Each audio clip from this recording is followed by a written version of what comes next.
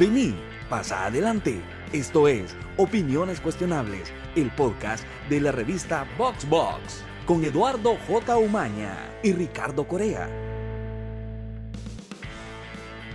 Este es un nuevo episodio de Opiniones Cuestionables. Bueno, este episodio en particular ha sido bien chistoso porque hemos grabado 30 episodios o 20 episodios en Espacio 132 y tuvo que venir una pandemia y mandarnos a la casa para que hablemos con personas que trabajan en Espacio 132. Lo que probablemente creo que ya vimos ahí de pasada varias veces, ¿verdad? Yo sé, yo siempre los veo ahí, pero nunca había, no sé, siempre los veo bien concentrados. Lo peor es que nosotros siempre, pues, una vez nos dejaron grabar en la sala de reuniones y nosotros nos quedamos viendo todo el arte que tienen y en general los grafitis bien chivos, ¿verdad? Y nunca se nos había ocurrido. Curiosamente, la semana pasada preguntamos para el live de qué querían que habláramos, ¿verdad? Y Espacio 132 nos dijo que habláramos de grafiti y arte urbano y ahí nos dimos cuenta que no sabemos nada y tenemos los contactos de ustedes hasta cierto punto a la mano, ¿verdad? Y los teníamos y no lo aprovechamos. Y cuando terminemos todo eso, vamos a dar un recorrido por las tiendas y el espacio. Y sí, deberíamos de hacerlo, así como... Sí. Total. Ahorita estamos pensando un montón de cosas que vamos a hacer cuando salgamos de la casa, ¿verdad? Sí. Pero bueno, para contextualizar, estamos platicando con Alexandra y con Elvi. Alexandra forma parte del equipo de Journey, ¿verdad? Sí. Y Elvi forma parte es artista por diseño gráfico de la tienda que está en Espacio 132, ¿verdad? Capone se llama, ¿verdad? ¿Cómo se llama? Capone. Ajá. Uh-huh. Y nada, queremos hablar, queremos conocer en qué consiste todo esto, toda esta onda del arte urbano, en qué consiste, por ejemplo, la dinámica de la tienda, que he visto que tienen una dinámica bien particular ahí con los clientes, pero no es como una tienda normal, convencional. Así que no sé, si querés, Alexandra, comencemos hablando qué es Journey. Bueno, Journey es, nosotros trabajamos en la curación de arte urbano en distintos proyectos de murales. Entonces, nosotros trabajamos con un grupo de artistas y con distintas marcas. Entonces, lo que hacemos es desarrollar murales para los clientes con los que trabajamos. Y con uno de los artistas que trabajamos y que comenzamos a trabajar desde el 2017 fue con Elvi. Y comenzamos a desarrollar una relación y así cuando se estableció Espacio 132 nos pareció en buen inglés un no-brainer, era obvio sin pensarlo. que teníamos que aliarnos y trabajar juntos por el movimiento del arte urbano, incluyendo su tienda Capone como parte de la casa que tenía el enfoque de arte urbano y graffiti. Eso les quería preguntar, porque cuando uno llega a Espacio 132, para los que no han ido, uno entra y hay arte por todos lados, desde graffiti en las paredes hasta arte, hasta piezas de arte, entonces en las paredes también, o sea, ya sea colgado o pintado, ¿verdad? Entonces le da una identidad única al lugar y resalta un montón. Entonces, a mí me pensaron, no sé, tengo la duda de qué tan vinculadas están las dos, el origen de los dos proyectos. Bueno, definitivamente van de la mano. Les comentaba que nosotros comencé a trabajar el tema de murales en 2015 en Barcelona y en 2017 volvimos a El Salvador. Ya estando en El Salvador, notamos de que hacía falta como un punto central, porque teníamos, por ejemplo, Elvi, que distribuía los materiales, entonces con él vemos todo el tema de materiales, en el 2017, pensando en ese contexto. Uh-huh. Con Elvi los materiales, luego, por ejemplo, teníamos que reunirnos con clientes y no había un lugar donde podíamos trabajar de manera cómoda. Por ejemplo, cuando uno trabaja en los murales, tenés que presentar el render, que hacer una sesión en el cual se habla con los clientes de qué es lo que quieren, qué el mural significa para ellos, como un tema un poco más de marketing, por así decirlo, mercadeo. Entonces, a raíz de estar trabajando en los murales, identificamos que hacía falta un lugar o una base donde podíamos estar todos y donde se podía como centralizar el movimiento en un lugar que es justo Espacio 132 y me encanta que exista porque es un lugar como accesible, un lugar donde todo el mundo puede ir tranquilamente, la vibra es excelente, entonces así fue como nace Espacio 132. Ahora el Espacio 132 ahora ha tomado su propia vida, pero sí definitivamente que nos complementamos entre Journey y Espacio 132. Y por ejemplo, Capone, ¿cómo nació? ¿Cómo empezaste vos a vender esos productos? ¿Cómo fue todo el proceso para llegar hasta donde estamos? Perdón, Ricardo, yo me imagino, agregando tu comentario, me imagino que esto tendencia de hacer grafitis para decorar, hasta en el cine, creo que hay, en Cinemark creo que hay uno. No sé Sí, nosotros lo hicimos. Es cierto, entonces, es cierto. O el de, ¿cómo se llama? El de la craftería, no sé también, sí, él era un artista internacional, Birdcap. Y TNT también trabajó en eso. Ajá, entonces, es bien increíble que a un tiempo acá se está impulsando la idea o rompiendo el paradigma de que el graffiti es solo para callejeros, que es arte realmente, ¿verdad? Totalmente. Entonces, me imagino yo, abonando la pregunta de Ricardo, ha de haber sido complicado antes conseguir equipo, no sé si por el material, no sé si por ahí comenzó la idea. Fíjate que, bueno, cuando yo inicié en el 2006, totalmente no había nada de material, solo pintura de ferretería que era bastante mala, pues, y contás con una gama de 15 colores agradables o que se puedan utilizar. Entonces, en el 2007, vinieron unos amigos de Guatemala y ellos traían montana de Guatemala. Ellos la importaban, ya había una tienda allá que la traía de Estados Unidos. Entonces, inició el enlace y con otro amigo dijimos, algún día vamos a traer y todo esto, ¿verdad? En el 2009 inicié el proyecto, entonces empecé a traer casi que de forma ilegal, ¿verdad? Porque no pagábamos los impuestos en la frontera y los traíamos escondidas en el carro. Tampoco es que traíamos un montón, pero digamos, ya traíamos 100 aerosoles y ya lo vendíamos acá. Bueno, pero ya expiró ese delito, ya pasó. De cualquier forma hay que comenzar, ¿no? Sí. Aunque realmente, fíjate que nosotros la utilizábamos al final, la venta no era así como que estos 100 aerosoles vas a vivir de esto y todo eso. Entonces, ya en el 2010 se dio la oportunidad de hacer una importación ya de Estados Unidos con una marca que se llamaba Ironlac y así se inicia ya el proyecto Capone. Y se llama Capone también porque recuerdo en el 2006 que andábamos pintando, nosotros andábamos todos los aerosoles ya en la noche para pintar ilegal y todo esto. Y sale de que la única válvula que andábamos, se nos perdió. Entonces, teníamos todo el aerosol, pero no teníamos válvula. Entonces, vimos como la importancia de este elemento que es bastante pequeño, ¿verdad? Que es una cap. Y de ahí salió la palabra Cap One. No. Y de ahí yo pensé que era por Al Capone. Yo también. No. Creo que todos pensamos Fíjate que eso. Todos lo vinculan porque me dicen, bueno, vos comenzaste trayendo latas y todo eso, el negocio. Pero Ale descubrió algo hoy, mira. pero viene de ahí. Entonces de ahí nació la palabra, nació el nombre y funcionó bastante. Entonces de ahí comenzó como el impulso, hacíamos las entregas en línea y todo esto. Ya la vinculación con espacio, creo que desde el primer proyecto que tuvimos con Ale es una persona bastante cariñosa, amable, buena vibra realmente. Y desde el primer proyecto que hicimos hubo como un enlace así, un poco tímido quizás a lo mejor al principio, pero fue creciendo. Y recuerdo que cuando ellos tomaron la casa, el espacio, creo que fui de los primeros en que me dijeron, mira, poné un stand aquí y si querés nosotros te las vendemos.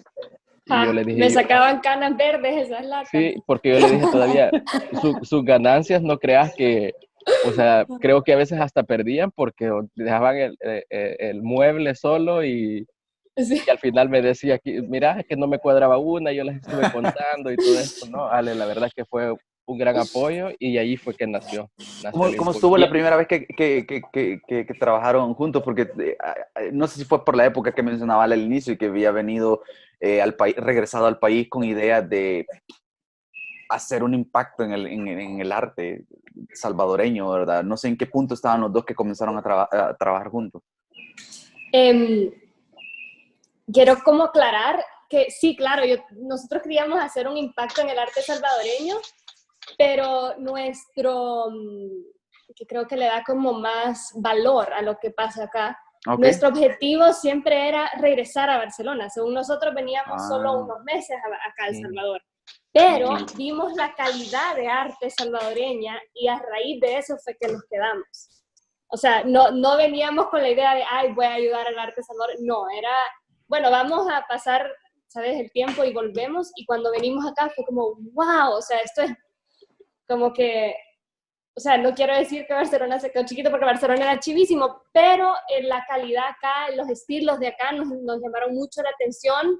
Y bueno, como todo en la vida, como que se fue dando, ¿sabes?, para quedarse. Pero sí era como más o sea, quiero recalcar que la técnica de los artistas salvadoreños es espectacular y por ende nos captivó también bastante. Y eso vale también la pena decirlo con toda sinceridad, sí, como lo acabas de decir tú, ¿verdad? No, ustedes mismos no sabían lo que había en El Salvador, ¿verdad? Y al descubrirlo, quizás ahora lo que buscan es que más gente viva esa experiencia de darse cuenta cómo es el arte. Exacto. Yo lo que quería decir era que siento que ha tenido que luchar mucho el arte urbano por quitarse un montón de prejuicios. Y siento que probablemente todavía está luchando, pero yo siento que ya se ganó bastante terreno. Es decir, ahora ya no está, o sea, ahora ya ves un graffiti y ya como que en la mentalidad del salvadoreño ya no solo lo mezcla con algo malo, ya también puede percibir que ahí hay trabajo, que hay arte. Fíjate, no sé si ustedes lo piensan. Al inicio creo que era bastante complicado porque teníamos como la represión de todas las personas, porque todos tenían el concepto de que el graffiti era vinculado a la delincuencia y todo esto.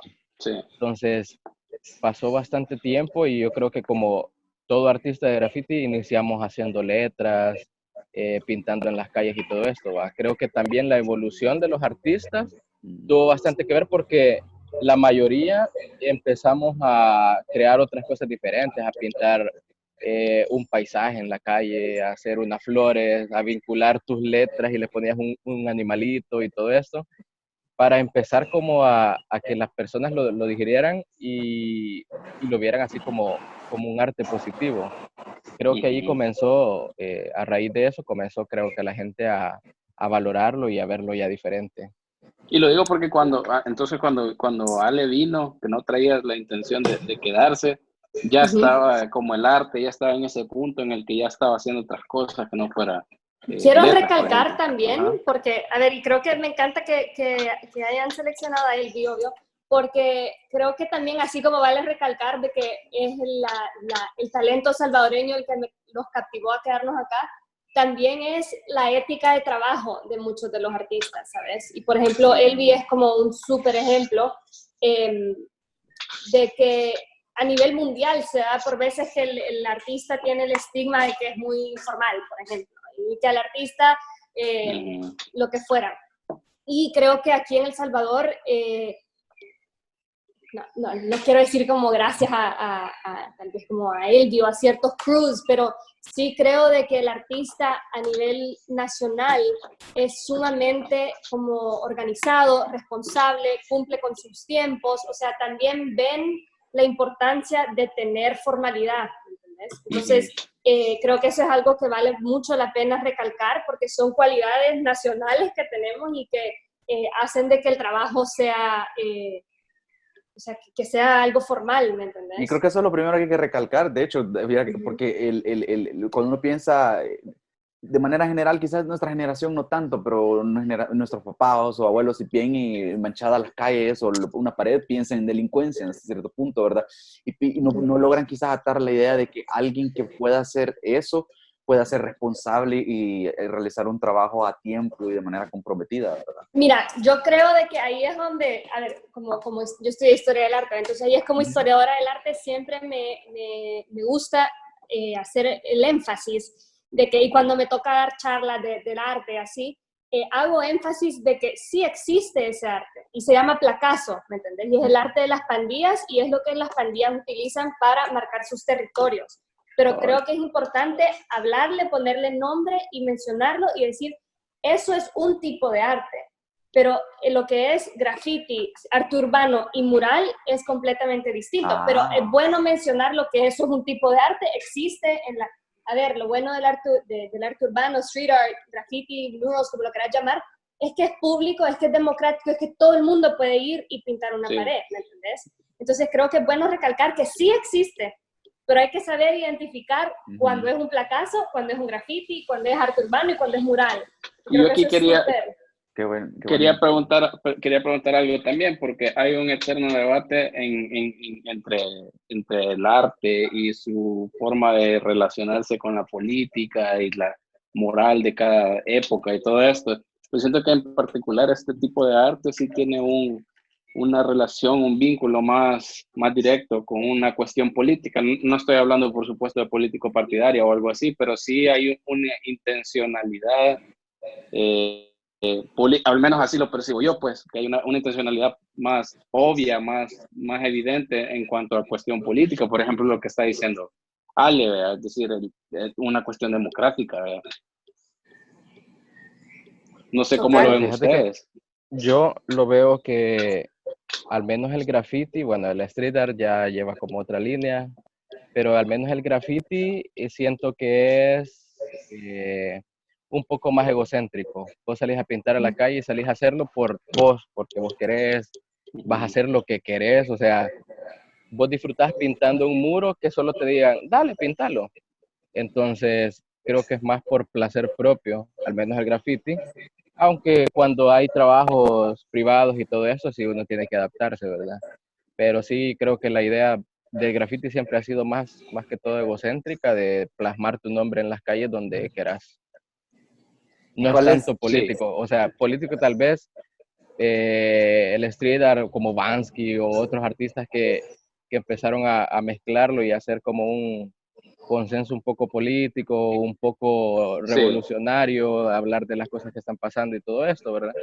Pero sí, el graffiti quizás es un poco más... Yo también lo mencionaba un poco, solo antes de dar la palabra a Eduardo, lo mencionaba un poco también porque, por ejemplo, siento que una de las cosas que a mí me ha gustado siempre de esta forma de arte, digamos, es el simple hecho, el simple entre comillas, de sacar el arte fuera de un museo. Es como... total. Entonces ya lo volvés algo, justo como vos lo mencionabas, algo más democrático, porque el museo, aunque sea barato, aunque no te cobren, ya implica un espacio, un recinto más o menos elitista. Ajá. Yo, sí, está interesante eso, pero que estaba notándolo aquí para que no se me olvide. Yo realmente no sé, entonces voy a preguntarlo, así como, ¿cuál es la diferencia entre graffiti, street art y arte urbano? ¿O street art y arte urbano es lo mismo? Sí. Ok. Es lo mismo. ¿Cuál es la diferencia entonces entre un graffiti y entre un arte urbano? Creo que el otro sería el muralismo. Ajá. Sí. Mira, yo los, si querés, como yo los veo y después TNT vos me echás, porque es bien interesante notar cómo depende de donde uno está, es como uno lo va viendo. Por ejemplo, el graffiti es cuando un artista o un grafitero deja su nombre que él ha seleccionado él propio, no es su nombre de pila, ¿verdad? Es su propio tag, y lo usa para cubrir superficies, ¿no? El fin, como hablaba TNT, es un fin personal, es un fin de ego, es como un perrito haciendo pipí, o sea, ellos quieren cubrir, entre más superficies cubre el grafitero, y así va.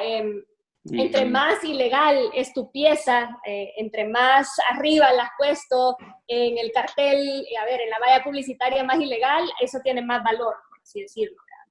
Es un fin cabal, bastante ego. Dentro de graffiti hay 3 tipos, que es el tag, que es únicamente el nombre del artista, Luego está el throw up o el bombing, que son 2 colores, y es cuando lo hacen un poco más las letras más formadas, y luego están las piezas, que ya las piezas son estas obras espectaculares que uno ve, de que llevan las letras a 3 colores y demás. ¿Verdad?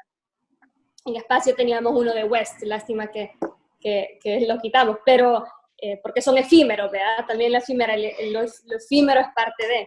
Entonces eso es el graffiti. Luego viene el street art. El street art, a ver, como lo veo yo, pero también puede como cambiar, tiene 2 maneras de identificarlo. Son piezas que tú creas adentro de tu casa y que después tú salís e intervenís. Por ejemplo, el artista que tengo atrás mío, Spartacus, Spartacus Cacao, él trabaja esas piezas en su casa y él después sale con goma y las pega, ¿verdad?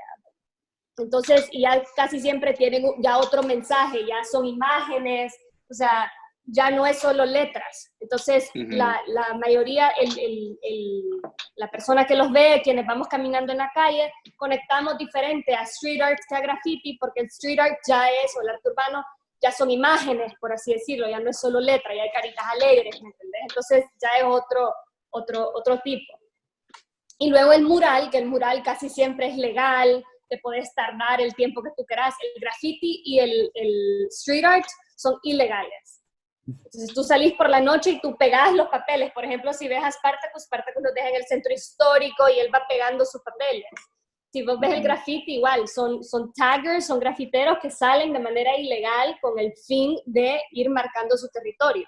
Es interesante notar, porque por ejemplo en los 60 en Nueva York, cuando empieza todo este rollo, hay un cierto, ¿cómo lo podemos llamar? Como es un cierto reacción a todo el tema también de mercadeo, es cuando están entrando todas las campañas de todas las marcas, entonces el grafitero también reacciona ante eso, ¿me entendés? Es su manera. Aquí en San Salvador creo que funciona distinto, pero me voy otra vez al contexto de Barcelona, porque era de donde venimos y donde se veía distinto.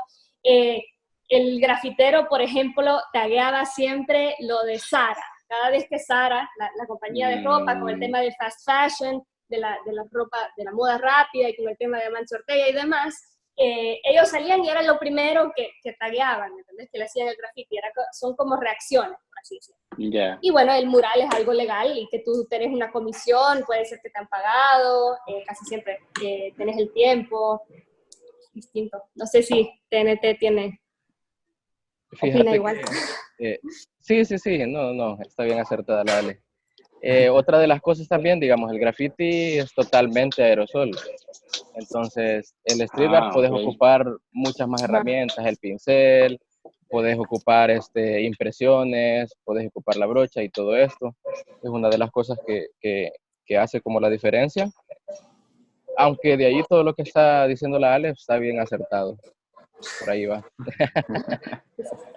El muralismo, por ejemplo, ahí entran figuras así como tipo Diego Rivera y toda esta gente así más formal, digamos. No quiero decir formal, pero pues que más aceptado, de un arte más convencional, digamos. Sí, digamos que el muralismo, bueno, si hablamos de muralistas como Siqueiros y toda esta gente mexicana, al menos en el país, yo creo que no se practicó tanto, por decirlo así. O sea, hay bastante poco el registro que tenemos. Creo que hay más graffiti ahora que los murales de artistas. Pero sí, el muralismo sí mayormente fue con pincel. Incluso puedes hacer muralismo con aerosol. Yo creo que no varía. Lo único que cambia es la técnica que estás ocupando. Pero sí, ahora en día ha crecido bastante, gracias a los artistas de graffiti que también han impulsado mucho el muralismo, creo que hay que decirlo. Yo de hecho, a mí, que bueno, no conozco tanto, pero a mí no se me ocurre ningún muralista salvadoreño. Ahí tenés uno enfrente. O sea, me refiero en el sentido clásico, así como decir Siqueiros o Diego Rivera, de los pintores consolidados. Sí, fíjate que hay varios, pero yo creo que también hay que remontarnos a esa época que tenían como los conflictos armados, venían de todo esto de la guerra. mayormente lo que vimos después de la guerra creo que era la Brigada Limón haciendo sus grafitis de protesta, ¿va? Y Sí, sí, antes de sí. esto teníamos murales, perdón, de personas como Álvaro Cermeño, Ok. y otros artistas que también son bastante buenos, o Fernando Llor y todo esto, Ujú. pero mayormente ellos, yo creo que también es la edad que van adquiriendo tanto como artista como persona. Al menos Ujú. Álvaro Cermeño se dedicó a ser profesor de la Escuela de Artes y del CENAR. Entonces también Fernando Llor, ya sus obras eran bastante cotizadas y Sí, evolucionaron tanto. Entonces todos estos artistas ya no salían tanto a hacer muralismo a las calles, quizás porque ya estaban haciendo producciones privadas o para otros sí. países. Entonces creo que es parte de la evolución también. Ahora yo quería también, Aparte ajá, incluir este pedazo, aparte que El Salvador no ha sido uno de los países que ha puesto, porque digamos, acá para una obra como una obra de las del MOP, que es un paso desnivel, hay un 1% que tiene que ser dedicado al arte, que no se sabe, pues, pero sí ahí está. Entonces, por eso o es que sea, por ahora ves los ley. pasos, sí, por ley, es un decreto de Ok, ley. ajá. Por eso es que ahora ves los pasos a desnivel, digamos, el paso a desnivel al Jaguar, ya ves una escultura o algo, ¿va? Que ahí se Claro. invirtió, en teoría. ¿Va? Entonces, antes, como que esto no se daba, digamos, el apoyo al arte era súper bastante complicado, o veías y decías, no, hombre, pero este va a ser un dibujo y quizás lo va a hacer en una semana, no le podemos pagar tanto, pues, o sea, va a ganar lo que va a ganar una semana, un trabajador normal. Entonces Sí. no estaban como dándole este valor a todo lo que el artista había recorrido o había pasado. Creo que eso ha pasado también anteriormente. Yo lo que quería, ahorita que te metiste con ese tema también, a eso iba, antes de empezar a grabar, y de hecho antes de que vinieras, estábamos hablando un poco que el trabajo de curaduría es un trabajo que está como con un pie en el arte y otro pie en lo económico, en lo financiero, que son cuestiones que los artistas a veces pues no quieren ver, o no es que no quieran, sino que no es su fuerte, sos artista, no tenés por qué Sí. saber vender, y en ese momento es donde entran figuras como la de los curadores, como la de Ale. ¿Cómo funciona aquí porque la idea generalizada es que aquí no existe un mercado, voy a decir, para ese tipo de cosas, pero creo que sí lo hay. Solo que la respuesta a esa pregunta es después de un pequeño break, porque ya se nos está acabando el tiempo. Okay. Va, ya vamos a regresar entonces. Vale, Ok. entonces, Porque hemos pasado terremotos, huracanes, más terremotos y tormentas.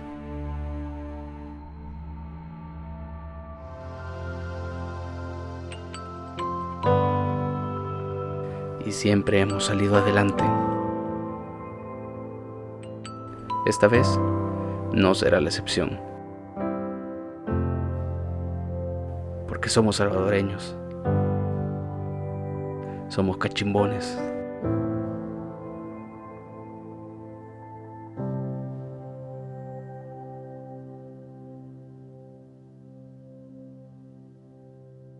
pues sí, estábamos hablando del mural que tiene atrás Elvi. Buenísimo. Que que en la casa de él está, ¿verdad? El mural. Estamos pensando, ¿cómo se llama? Que yo di por sentado que él en su casa tenía que tener un mural. Y me dice que hace poco lo hizo, la verdad. Sí. Pero es que Sí, está bien chido. Ahí después ya casi para el final, entonces vamos a pedir que te acerques para que nos enseñes. Dale. Pues sí, entonces la pregunta de Ricardo, regresando al tema que estamos hablando. El tema económico y si existe realmente, arte, o qué tan grande es en este país ese mercado. Fíjate que me parece bastante buena esa pregunta porque es lo que yo comentaba con otros amigos. Al menos en la escuela de artes, y el CENAR, que es donde supuestamente te construyen para que seas un artista y puedas vivir del arte, jamás, todas las materias que te dan, nunca te dan una asesoría de cómo puedes cobrar. Entonces, digamos, vos vas a ser un licenciado o vas a tener una profesión y no vas a saber el cobro o el valor de tu obra.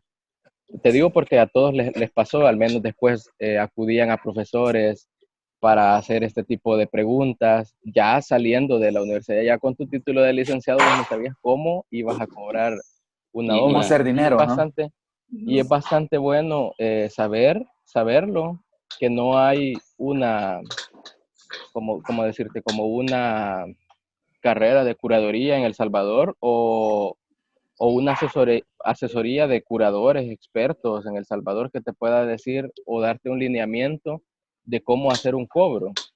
Porque la mayoría, imagínate, la mayoría llegamos a los cobros que tenemos o improvisando o haciendo estudios latinoamericanos, incluso europeos, de cómo han hecho ellos para tener el cobro o el valor de su obra, ¿verdad? Entonces, creo que es bastante buena la pregunta que haces y creo que sí sería bastante bueno indagar en este tema porque es como quiero ver, el es como un 50% tabú, de lo que estás haciendo también, porque es la mitad, pues, o sea, de nada sirve todo el arte o el éxito que estés logrando si no sabes cómo vas a cobrarlo también, pues.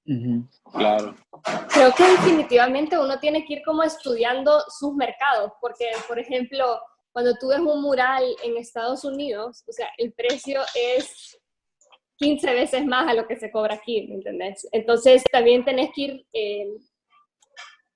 como ajustando a lo que tu mercado es, ¿me entendés? Entonces, creo que eso es clave y definitivamente no hay un manual y no es algo que se estudia y definitivamente que se va por prueba y error, porque seguramente, por ejemplo, nosotros cuando comenzamos a trabajar el tema, hubieron los primeros proyectos que trabajamos en que definitivamente le perdíamos, ¿sabes? Porque no lográbamos calcular bien temas de honorarios, temas de, por ejemplo, ciertos riesgos que ahora se han vuelto, ahora los tomamos en consideración, pero uno al principio no los tomaba. Por ejemplo, uno de los murales que trabajamos nosotros, nunca se me olvida porque me quedó de lección, el día que íbamos a comenzar a pintar nos dimos cuenta que la pared era de cal y no se puede, esa no se adhiere bien el material a la cal, entonces nos tocó lijarla toda, quitar toda la cal, entonces obviamente ese fue como una... Entonces uno también creo que vale la pena mencionar de que uno se tiene que lanzar y estar sin miedo y entender de que van a haber 1, 2, 3 o 4 proyectos en los cuales no le vas a atinar bien al presupuesto, pero ya después de estar practicando, ya uno ya va viendo, ok, voy a considerar lo que son los materiales, a considerar lo que son las horas, el tiempo que yo voy a estar ahí, el tiempo que el artista va a necesitar. Y ya en base a eso uno se va creando su fórmula. Creo que es importante notar, y me alegra que estamos con TNT acá, que artistas como TNT, por ejemplo, en Espacio 132 nos ha dado como charlas de cómo ir tomando en consideración ciertos componentes que uno tiene que hacerle ver a sus clientes, ¿verdad? Entonces, pero sí creo que es un área bastante gris y que con la marcha uno se va creando sus estándares. Sí, la verdad es que cuando a uno en la universidad aquí al menos no le dan mucho camino de por cómo hacer dinero, cómo cobrar, cómo venderse. Creo que ninguna en realidad. Y es sumamente importante porque al final del día ese es el objetivo de estudiar, es para poder ganarse la vida con algo, ¿verdad? Pero me da curiosidad, hablando de que es bien fácil confundir placazo con arte y graffiti, ¿cómo comenzaron a venderle la idea a empresas, marcas o compañías de que era una manera de darle una identidad a su negocio, su establecimiento? O no sé cómo sucedió primero, si ellos comenzaron a buscarlos o fue naturalmente una tendencia que se comenzó a dar. Mira, yo creo que se han dado varios casos internacionales que abogan bastante por el movimiento. Entonces, por ejemplo, en mi caso en particular, comencé a volcar bastante en casos de éxito lo que son los casos de Filadelfia con el Philadelphia Mural Arts Program. Ellos tienen, sí, o sea, yo tengo todos estos datos, se los puedo pasar, pero ellos comenzaron, Filadelfia era una ciudad completamente llena de graffiti, entonces lo que el graffiti hacía era que, pero graffiti como letras, ¿verdad? Tagging, puro tag. Y se empezaron a notar de que el turista no llegaba a Filadelfia porque la ciudad estaba sucia ante los ojos del gobierno y demás. Entonces ellos contratan a una curadora que todavía está ahí, se llama Jane Golden, y con Jane comienzan a transformar Filadelfia, a limpiar Filadelfia, y se anexan con lo que son los grafiteros. Entonces ellos vienen y dicen, eran Cornbread, se me ha olvidado, pero entre uno de ellos Cornbread, que les dicen, ok, entonces nos afiliamos y ahora en vez de vos estar haciendo graffiti, yo te voy a dar un mural de 10 metros y tú lo vas a pintar. Entonces ahora Filadelfia es como capital de murales a nivel mundial con este programa que es del gobierno y que estadísticamente han visto de que al tener los murales hay un influx de turismo, hay un influx para la economía de tener la ciudad así. Igualmente tenés otro caso que también es súper importante, que es Wynwood en Miami.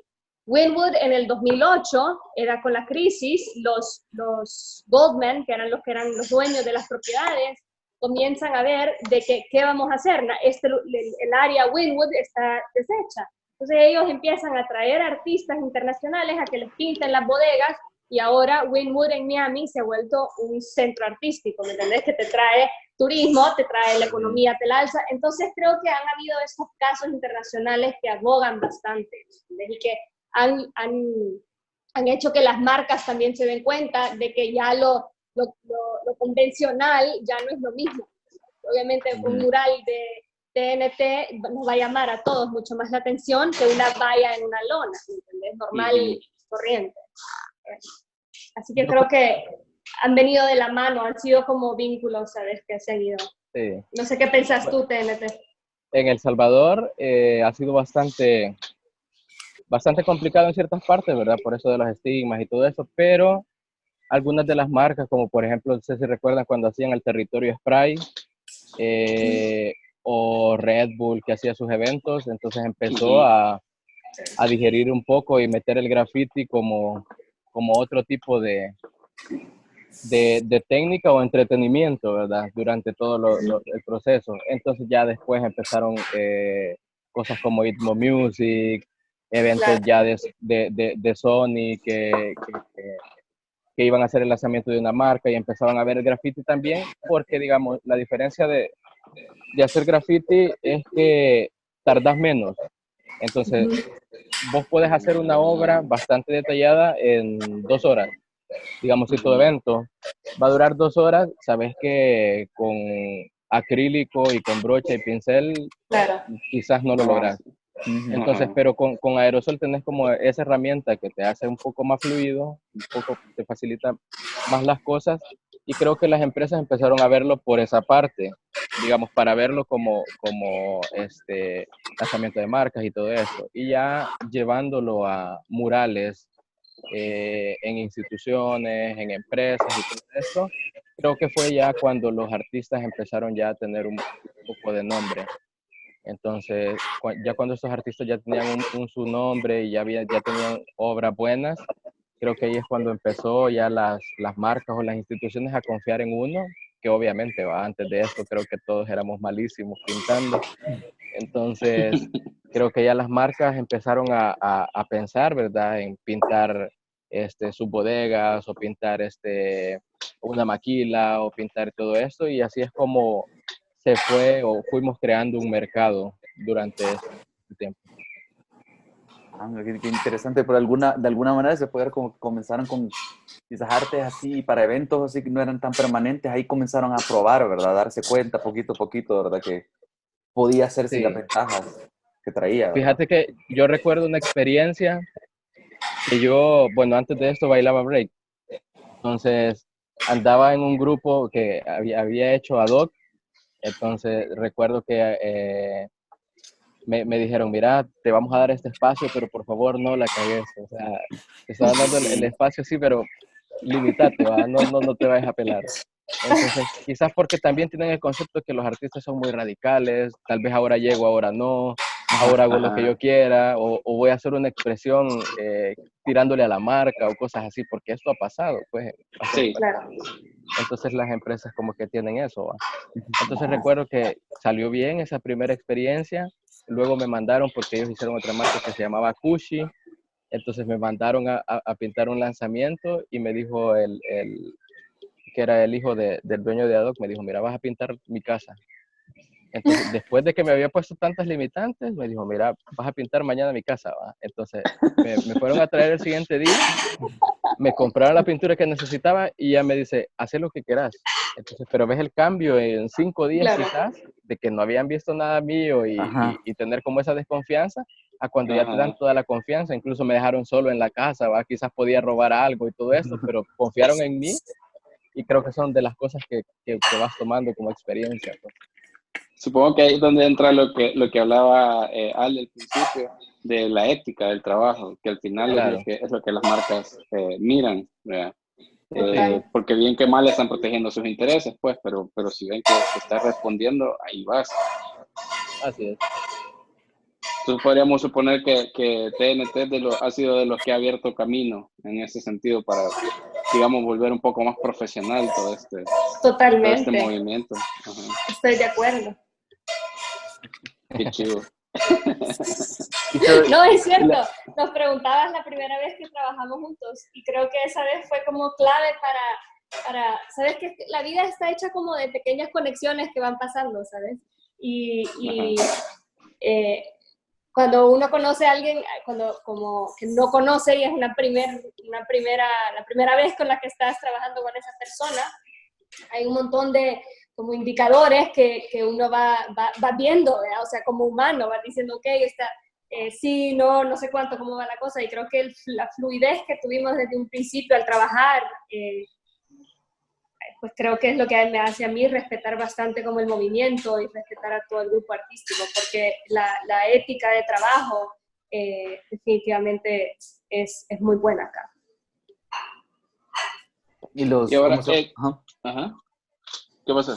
Es que está pensando que hemos hablado mucho del trabajo que hacen con murales y un poco del arte urbano y todo eso, pero en sí, ¿cómo se llama?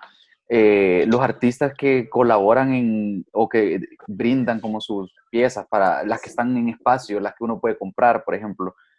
¿Cuál es la historia detrás de esos artistas? ¿Son los mismos o es un tipo de arte o artista diferente?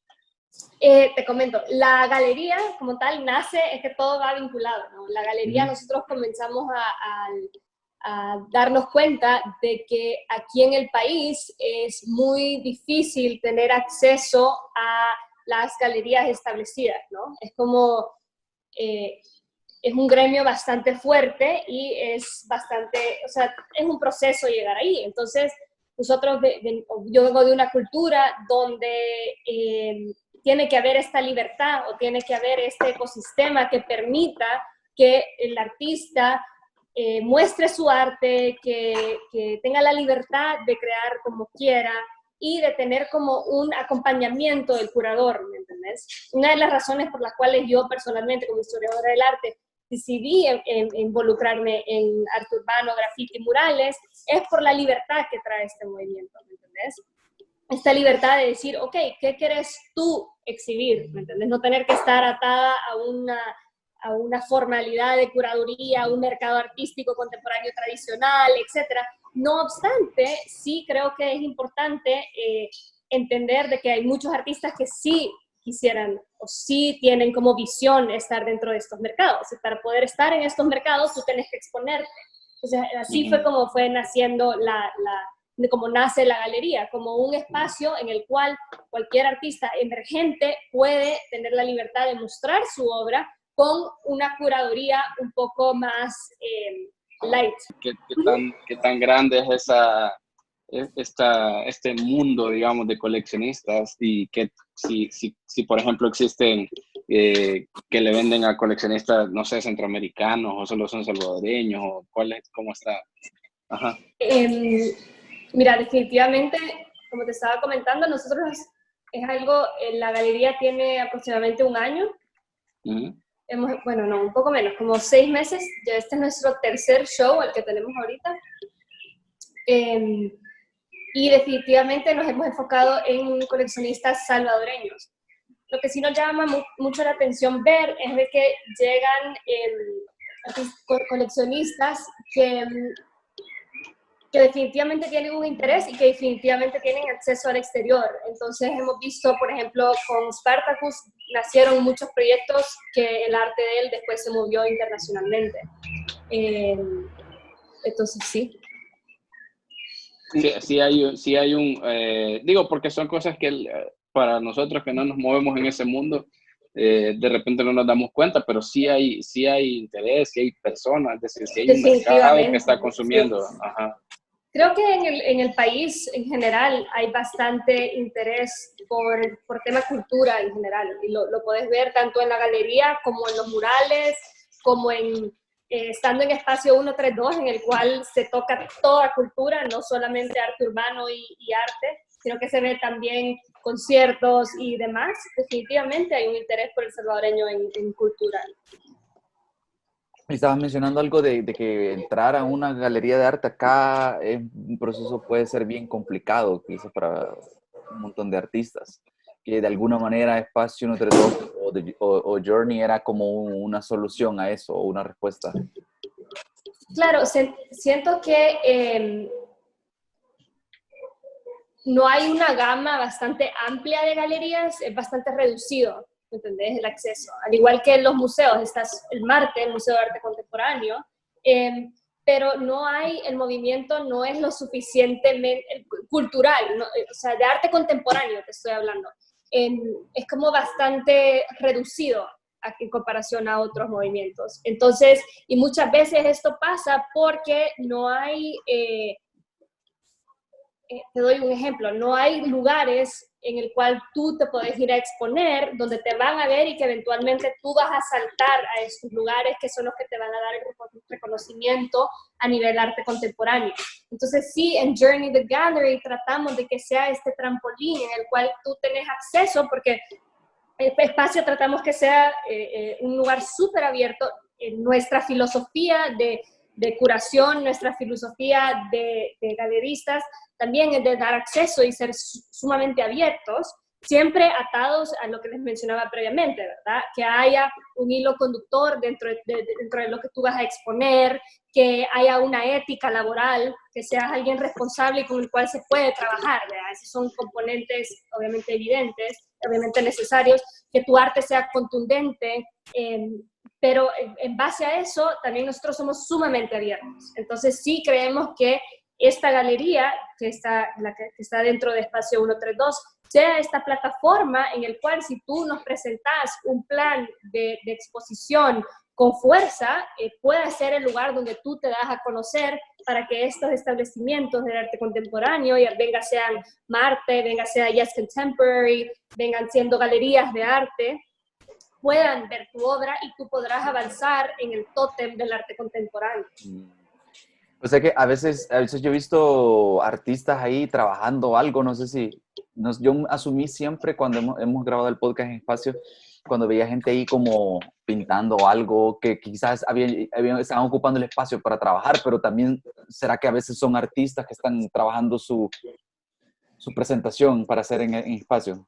Creo que eso es lo lindo de Espacio, de que ves ambas, por ejemplo, ves varias corrientes. Por ejemplo, tenés los inquilinos, por ejemplo, Gabriel Granadino, Soma, que son gente que Jonathan Najera, que está ahí establecido y ellos están trabajando sus propios proyectos, ellos simplemente son inquilinos. Pero al mismo tiempo en Espacio 132, si tú estás trabajando, ya sea en un proyecto con la galería o un proyecto de murales, es un lugar donde tú te podés ir a trabajar, usar el internet y desarrollar ahí tu concepto, ¿sabes? Uh-huh. Independientemente, no puede ser, o sea, creo que es súper importante recalcar que tratamos, porque a ver, no siempre somos perfectos, pero que haya esta apertura y que si tú necesitas un lugar, porque nosotros nos pasó, ¿me entiendes? A mí me pasó que yo tenía que ir a Mr. Donut a trabajar y que después no había wifi, tenía que comprar otra dona para que me la dieran, etc. Entonces, para evitar cualquier incomodidad a cualquier artista, o sea, Espacio 132 está abierto para que tú vayas a desarrollar tu arte o tu proyecto ahí. Sí, que eso Y ahí está también viendo que pueden está ir a bien. comprar los materiales que necesiten Exacto, a y puedes Capone. comprar. O Sí, sea, ahí esa es está la todo. idea. Y te tomas un café, o sea, ahí está todo. No sé. No, Sí, no, cuando, hasta poder sentarte ¿cómo se llama? Agarrar nuevas ideas, porque ves el arte de otras personas hay y como que nuevas suele ideas. tener ¿cómo se llama? Una selección de libros también en su... ¿Cómo fue? Sí, definitivamente. Creo que es bastante distinto tener una reunión con un cliente en un lugar donde tú le puedes decir exactamente así te va a quedar, Ajá. a estar como el Mr. Donald, que al final era mi lugar favorito y por eso terminaba yendo ahí, ¿verdad? Pero era diferente el contexto en el cual querés convencer a alguien de qué vamos a hacer, ¿sabes? Es diferente verlo.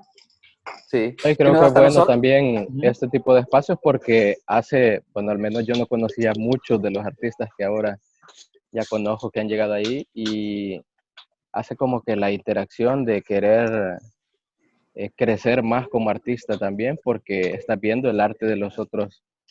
Ya es como una competición sana, por decirlo así. Claro. Estás viendo la evolución de otro y vos decís, si él puede, o sea, yo también puedo llegar a hacer esto. Se crea esa Y onda como sinergia, supongo. sí, sí, Ajá. sí. Y ayuda. La verdad que Espacio vino a hacer que bastantes artistas que ya ni siquiera habían tocado un pincel quizás en unos 5 años, lo hicieran de nuevo. Claro. Llegó a revivir carreras. De alguna manera se Sí, fue también como una especie, no es un colectivo, pero se comporta como una especie de colectivo, porque ahí te interactúas con un montón de artistas y también no solo esa competencia sana, sino que en algún nivel también comparten como técnicas o alguna otra claro. cosa que han Totalmente. aprendido, ¿verdad? Creo que la palabra de colectivo es interesante. Creo que es como algo mucho más libre y creo que al final esa libertad que se da al no ser atado a un colectivo también lo mantiene vivo porque, por ejemplo, veo que de mi perspectiva de que yo no soy artista, yo no pinto, entonces, por ejemplo, yo no me sumo a las pintas porque no pinto. Pero puedo ver de que nacen un montón de grupos y de iniciativas a través de la casa, ¿me entendés? Y creo que eso es bien, como país, o yo lo siento, pues, como país lo siento bien valioso, porque en cualquier movimiento artístico, esas uniones, ya sean en París, que eran los cafés, ¿sabes? Cabal. Sí, o Studio 64 en Nueva York, ahí van. yo lo veo como que es como que tener bastantes futbolistas, pero no una cancha de fútbol. Entonces, nosotros no teníamos un espacio donde podamos ver más artistas, podamos crear, podamos crecer también, pues, porque el espacio ha ayudado bastante al crecimiento de todo esto y es bastante bueno, la verdad. Y se vuelven justo estos puntos en los que además no solo son personas diferentes con preocupaciones diferentes, con preocupaciones estéticas diferentes, sino que además se dedican a disciplinas completamente diferentes a veces. Y eso también como que alimenta una cosa y la otra, supongo. Sí. Supongo que eso funciona. Ajá. Totalmente. Y sí, yo creo que literalmente es un espacio, ¿verdad? Un espacio donde, o sea, por eso el nombre, me imagino, no sé si ustedes tienen algo que comentar al respecto al nombre, pero es un espacio donde, como lo han descrito, un espacio donde puedes llegar a colaborar en el momento en el que lo necesitas y no necesariamente te vas a quedar ahí, o si querés te quedas ahí, ¿verdad? El tiempo que lo necesites, ¿verdad? Exacto, así funciona. Y bueno, ya para ir terminando, no voy a hacer que se le vaya el Inter otra vez, Eduardo. No sé, obviamente ahorita todo está pausado para todos, pero ¿cuáles son como los proyectos que tienen? ¿O qué es lo que podemos esperar tanto de Capone como de TNT o como de Ale y de Journey?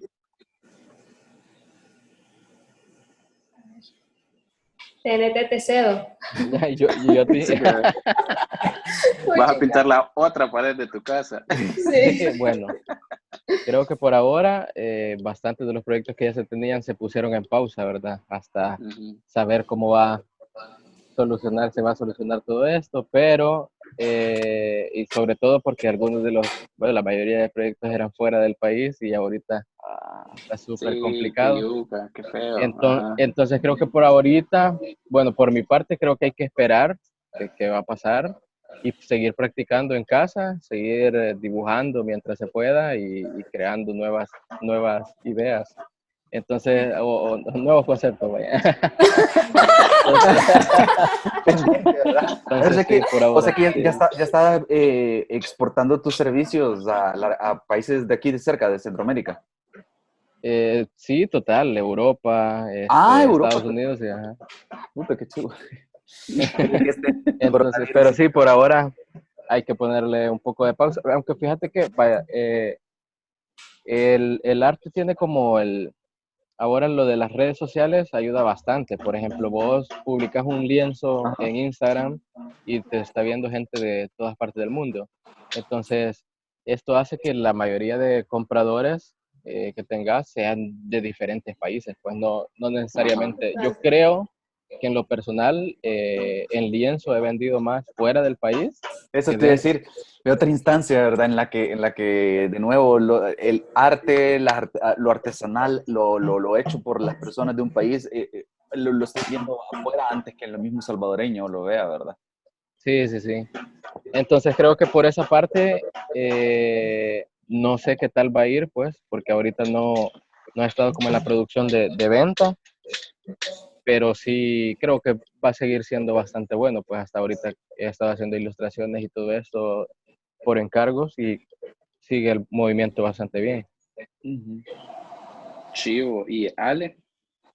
Bueno, nosotros igual creo que un espacio definitivamente está pausado, la galería también por ahora, pero definitivamente es ir reenfocándose de manera virtual. Pues creo que todos a nivel mundial estamos reenfocando el rubro artístico a eventos más virtuales, a trabajar de formatos digitales, porque, a ver, creo que cambios siempre van a haber y uno tiene que irse ajustando y adaptando a lo que la vida te tira. Y esto es interesante ver que es un cambio mundial, entonces creo que veremos cómo el movimiento en general a nivel mundial se adapta A todo esto. Muchas gracias por haber estado aquí con nosotros, por haber aceptado nuestra invitación y ya nada más, ¿a dónde los puede contactar la gente? ¿A través de qué redes sociales? Bueno, definitivamente a través de Instagram, creo que es en el que somos más activos. Pueden encontrarnos a través de Journey Urbano, también en Espacio 132, siempre estamos ahí conectados. Entonces cualquiera de esas dos herramientas funciona. Y a mí como Capone Shop, digamos, si quieren buscar la tienda, está como Capone Shop con K. Y en lo personal como tnt.es de El Salvador. En Instagram, en todas las redes. En Instagram y Facebook. Va, pero chido. Mayormente Instagram es la herramienta que sí, más claro, utilizo. lo más visual. Sí, no sé si quieres agregar algo, de verdad. De alguna manera vamos a tener que regresar a la normalidad, pero creo que va a ser un nuevo normal para todos definitivamente. Ojalá que en algún momento nos permita regresar a Espacio 132 y saludarlos personalmente, ¿verdad? Y que ya nos conocimos digital, ¿verdad? Porque si nosotros también, ese espacio creativo, pues vemos la importancia o el impacto que está teniendo en la cultura, en el arte urbano y graffiti en El Salvador, ¿verdad? Para los artistas, pero para nosotros también vale la pena de mencionarlo antes de despedirnos. Para nosotros también resolvió esa misma necesidad como la que le mencionaba. Nosotros mismos estábamos pensando, donde nosotros nos grabamos no podíamos recibir invitados, entonces estábamos en esa disyuntiva de dónde podemos trabajar, ¿verdad? Y realmente nos sentimos muy bienvenidos en Espacio 132. Ambiente bien creativo y como se llama, y sí se genera hasta nosotros que no somos artistas nos sentimos como que un lugar bien abierto para trabajar. Hay varios invitados que tuvimos pensaban que nosotros pagábamos ahí cierto alquiler y le decíamos, no, pues si quieres venir, te tomas un café y ya estás aquí. Varios dijeron que iban a regresar, ¿verdad? No sabemos si lo hicieron, ¿verdad? Ajá, pero al menos te preguntar ahí sin espacio. Ya vamos a preguntar, ajá. No, pero muchas gracias por su tiempo y en general por el trabajo que hacen por el arte en este país, ¿verdad? Sí, gracias a ustedes. Y ojalá nos nos podamos ver pronto en persona. Sí. Ojalá. Sí. Nos vemos pues. Y eso, nos vemos. Gracias. Chao. Nos vemos. Ya estuvo. Esto fue Opiniones Cuestionables, el podcast de VoxBox. Hasta la próxima.